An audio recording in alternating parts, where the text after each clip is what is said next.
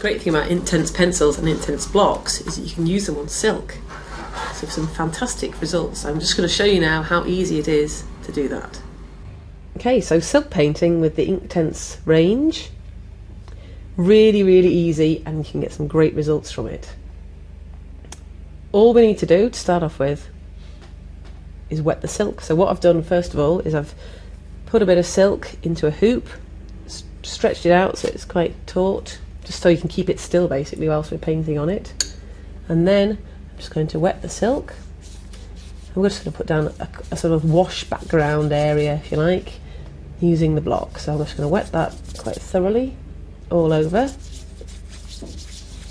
And then I'm going to take the block. What you could do here, you could paint directly from the block with a brush. I've just snapped the block in half a bit, and so you can just literally go straight onto the silk there. It's got beautiful, beautiful bright green there. You could just leave it at that.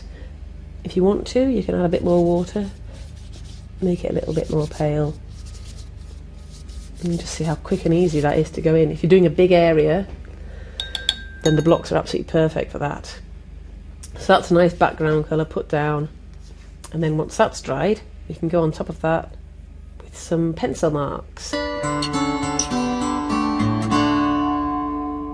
Now you can see, as this is totally dry, that green is now permanent, so you can work on top of that quite easily. Just going to wet the silk again, but just a little bit lighter this time because we don't want it running everywhere. Right. And then we're going to use the pencils.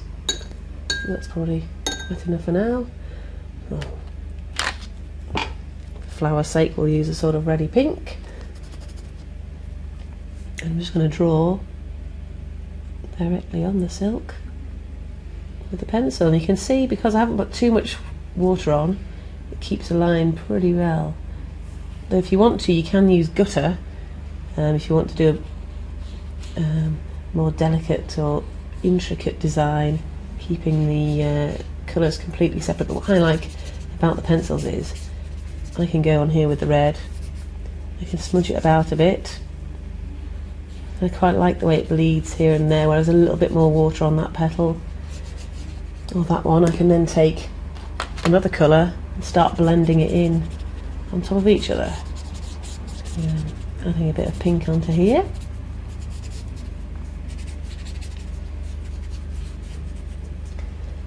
And maybe finish it off with a bit of yellow, so that all becomes more orangey in colour.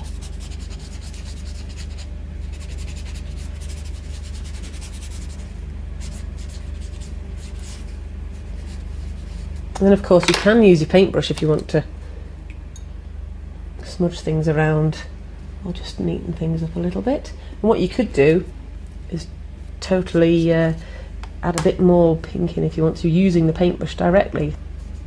If you wanted to add just that little bit of extra colour there. So you can see the difference between this area at the top where the pencil line has stayed quite tight, which is a lot less wet, than this area here. Just depends what kind of effect you want to go for. I kind of like that loose area down there. There we go, nice and simple. Once that's dry, that is permanent, and you can wash it 30 degrees in the washing machine and it's going to stay.